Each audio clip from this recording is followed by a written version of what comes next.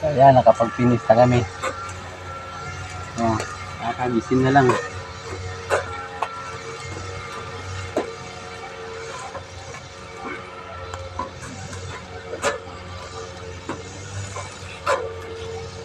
Nakagisin na lang.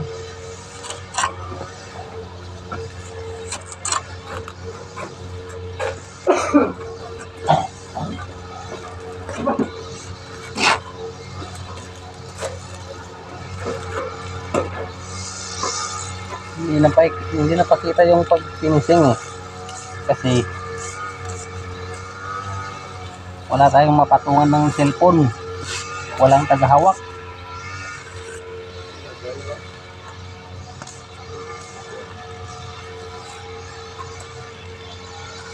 Hirap yung mag-content ka na walang tagahawak ba? Ayun, tulungin ba?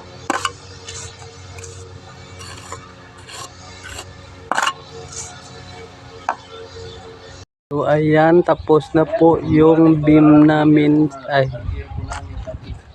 ano, yung molding beam flat.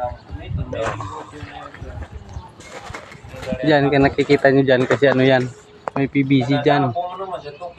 PVC para dun sa taas. Diyan kasi meron kasi ang ano dyan,